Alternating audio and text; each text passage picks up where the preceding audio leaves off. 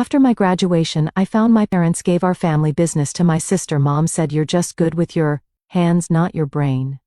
So I stopped my 60-hour unpaid weeks when Dad called about our biggest client. I graduated believing I'd finally earned my place in our family business. Instead, I opened a folder and learned my parents had handed everything to my sister. When I asked why, my mom didn't hesitate. She said I was only good with my hands, not my brain. Years of 60-hour weeks unpaid suddenly made sense. That was the day I stopped giving them my labor, and that decision triggered a phone call from my dad about our biggest client that changed everything. Before I tell you how it unfolded, tap like and comment where you re-listening from, especially if you've ever been erased by family. My name is Amanda Hartman, and for as long as I can remember, my value in this family was measured by how early I showed up and how late I stayed. Our workshop sat on the edge of a busy Texas city tucked between warehouses and a stretch of road that smelled like asphalt after rain. To outsiders, it looked like a proud family operation. Inside, it ran on quiet hierarchies no one ever said out loud. My father liked to talk about legacy. He said it while running his fingers over finished surfaces while nodding at framed photos of past projects on the wall. My mother talked about image, how things looked, how they landed, how people perceived us. Between the two of them, the future was always discussed as if it already belonged to someone else. That someone was my younger sister Lily. Lily never smelled like sawdust. She showed up polished hair, perfect clothes, untouched by work. When clients visited, she floated through the showroom with a smile that photographed well. My parents watched her like she was proof they'd done something right. When they looked at me, it was different. I was already assigned, already placed. I learned early not to argue. When I was a teenager, weekends meant cleaning, sanding, packing.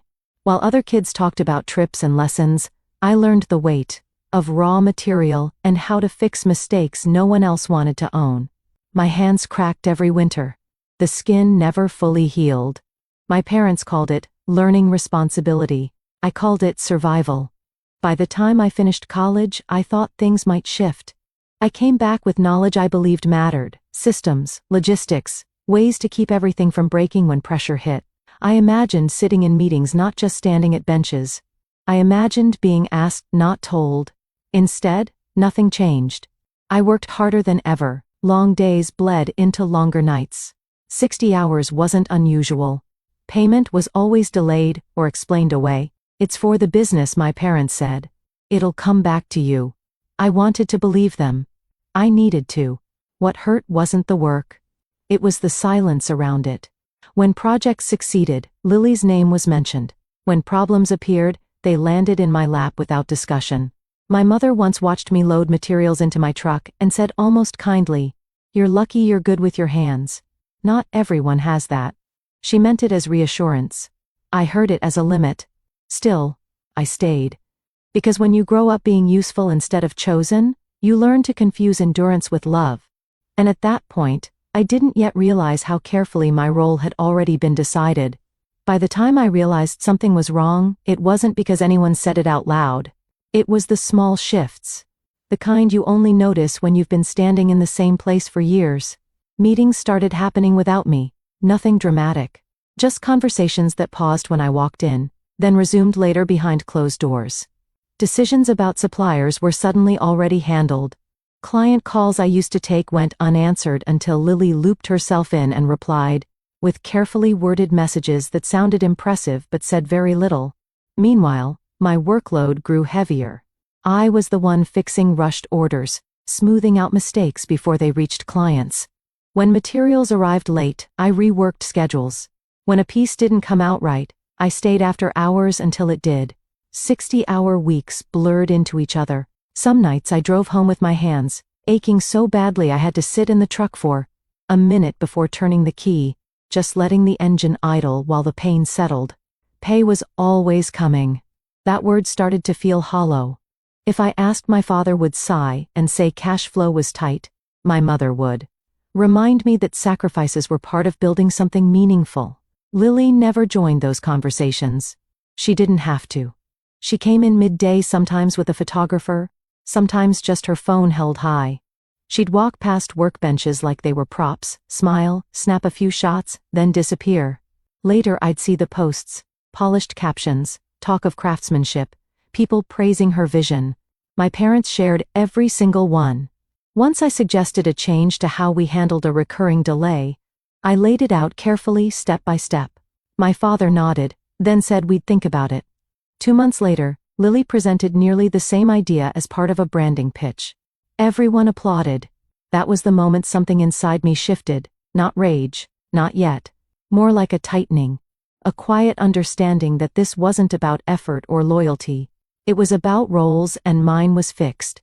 The turning point came on a night when the workshop was unusually quiet.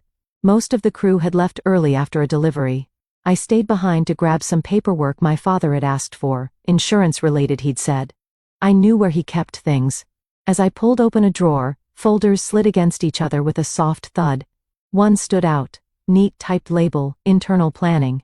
I told myself not to look, my hand moved anyway. I sat down and opened it. The words blurred at first, then sharpened into something that made my stomach drop. Ownership transfer, timeline, names. Lily's name was everywhere. Mine appeared once under a section about restructuring, transition, phase out. I read it again slower this time, hoping I'd misunderstood. They hadn't forgotten me, they'd accounted for me. Carefully, quietly, months ago, the room felt smaller.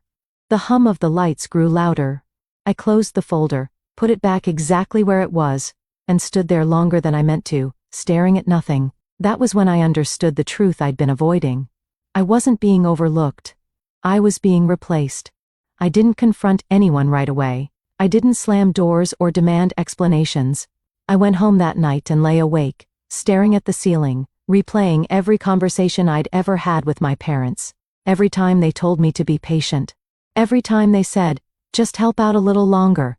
It all lined up too cleanly to be accidental. The next morning, I went back to the workshop, like nothing had changed.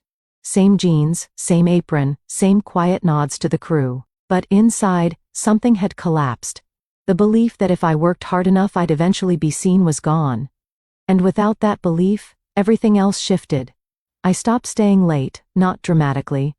I didn't announce it. When the clock hit the end of the day, I cleaned my station, turned off the light above my bench, and left. If an issue came up after hours, I documented it and set it aside for the next morning. If a delivery ran into trouble, I forwarded the details instead of fixing it myself. I didn't sabotage anything. I simply stopped absorbing the damage. At first, no one noticed. Then, small cracks appeared. A supplier called asking about a specification I usually handled. I directed the call to the office. A client emailed with technical questions. I replied politely and looped in management instead of answering directly. Meetings grew longer, decisions stalled. The hardest part was the guilt. It crept in during quiet moments, when I saw the crew struggling with problems I could solve in minutes. These were people I respected, people who'd worked beside me for years. But I reminded myself that the system had been built to run on my silence. If I kept cushioning the impact, nothing would ever change. Outside the workshop, something unexpected happened. A supplier I'd worked with for years pulled me aside during a routine pickup. He asked casually if I was still planning to stay long-term. When I hesitated, he nodded like he already knew the answer. Whatever you do, he said, you'll land on your feet. A few days later, a client sent a message thanking me for a recent project and asking if I'd ever consider working independently. I stared at the screen longer than necessary, my heart beating a little faster. I didn't respond right away. I wasn't ready, but I saved it. The real collapse came at the end of that week. I was loading my truck when my phone rang. My father's name lit up the screen. He rarely called me directly during work hours. His voice when I answered was tight, controlled, but strained. We have a situation, he said. Our biggest client has concerns. They're asking questions only you can answer. I looked back at the workshop, the open bay doors, the familiar home, the place that had taken everything from me while promising me nothing. I'll get back to you, I said. And for the first time I meant it. I didn't call my father back right away. I sat in my truck with the engine off, hands resting on the steering wheel, watching dust drift through the open workshop doors. For years, that sounded the low hum of machines, the distant scrape of wood had felt like home. Now it felt like a room I'd already left even though my body was still there. When I finally returned his call, I kept my voice even. I asked what the client's concerns were. My father exhaled sharply like he'd been holding his breath. "They're asking for changes," he said. "Technical ones. They're not comfortable moving forward without reassurance." Reassurance. The word almost made me laugh. "I've sent all the documentation," I replied. "Everything's in the shared system." There was a pause, then quieter. "They specifically asked for you." That was the first crack. I told him we could talk later and ended the call before he could say more. That evening was our regular family dinner. Same house I'd grown up in. Same table polished to a shiny surface reflecting the warm overhead lights. Normally, I arrived early to help. That night, I showed up on time. My mother was arranging dishes when I walked in. She glanced up, smiled briefly, then looked back down, adjusting a napkin that didn't need adjusting. Lily arrived next, perfectly put together, phone already in her hand. My father followed, carrying a bottle of wine like nothing in the world was wrong. We sat. For a few minutes, there was small talk. Lily mentioned a recent post that had done well. My mother nodded approvingly. My father asked about the weather. It all felt rehearsed, like a scene they'd practiced without me. I reached into my bag and placed a slim folder in the center of the table. No one touched it at first. "What's that?" my father asked. "You know what it is," I said. My mother's hand stilled. Lily's eyes flicked to the folder, then back to her phone. I opened it to the page I'd memorized and slid it closer to them. "I found this by accident," I continued, "but it explains a lot." My father leaned forward, reading. His jaw tightened. My mother didn't look at the page. She looked at me. "This was business planning," she said calmly. "You weren't meant to see it yet." "Yet?" I echoed. "So there was a time you planned to tell me I was being phased out." Lily finally spoke, her tone light, almost bored.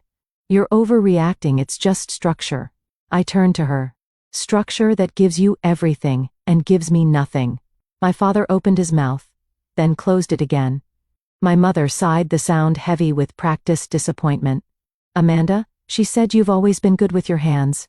That's your strength. But leadership takes a different kind of mind." There it was. The sentence I'd heard in pieces my whole life, finally spoken without softening. Good with your hands, not your brain. I felt something loosen in my chest, not pain. Relief. "So all those years," I said slowly, "those long weeks, the projects I carried, the problems I solved, none of that mattered." "It mattered," my father said quickly. "Of course it did. But not enough to count," I replied. The table went quiet, then my father's phone buzzed. He glanced at it, frowned, and stood. "I need to take this."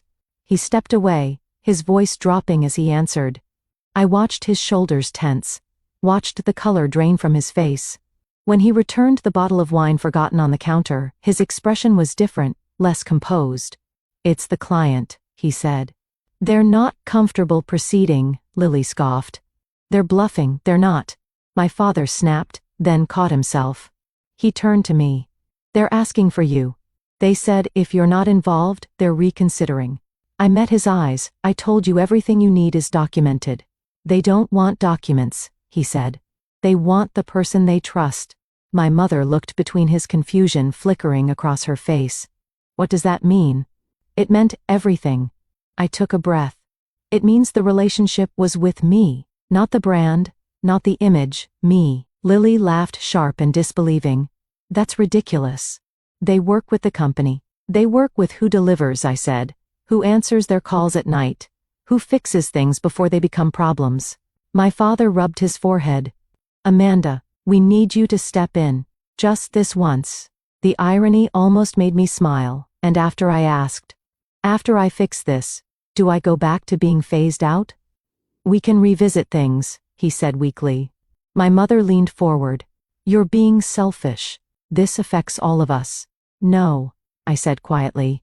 "This affects the system you built." Another buzz. My father checked his phone again.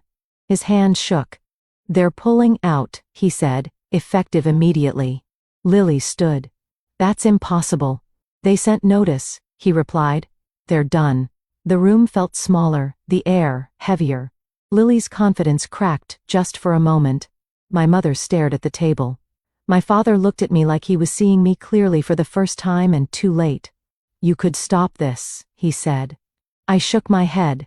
No, I couldn't. Not anymore. Silence stretched between us, thick and uncomfortable. I'm not doing this to punish you, I continued. I'm doing it because I finally understand my place. And it's not here. My mother's voice wavered. We're your family. I know, I said. That's why this hurts. But family doesn't quietly plan your exit while taking credit for your work. Lily crossed her arms. So what, you're just walking away? I already did, I replied. I gathered the folder and slid it back into my bag. As I stood, my father reached out, then stopped himself. This didn't have to happen, he said. You're right, I answered. It didn't, but you chose it. I left without another word. Outside, the night air was cool against my skin. I sat in my truck for a moment, breathing, letting the tension drain from my shoulders. My phone buzzed again. A message from the client, brief and direct, confirming they were moving on and thanking me for years of work. I stared at the screen, then set the phone down. For the first time in a long while, the future felt open. Not because I'd won something from them, but because I'd stopped waiting for permission. The fallout didn't arrive all at once. It came in waves. Within days, the workshop felt different. Calls went unanswered. Meetings stretched without conclusions. Suppliers started asking for confirmations that used to be routine. A few long-standing clients quietly paused their projects, saying they needed time to reassess. No drama, just distance. And distance, I learned, can be devastating. I kept showing up for a short while, finishing what I had already committed, to documenting everything clearly, leaving nothing unfinished. Then I stepped away for good, not in anger, in order. A week later, I met with someone I'd known only professionally before, a woman who didn't care about my last name or my role in someone else's story. She cared about results, about trust, about work done right.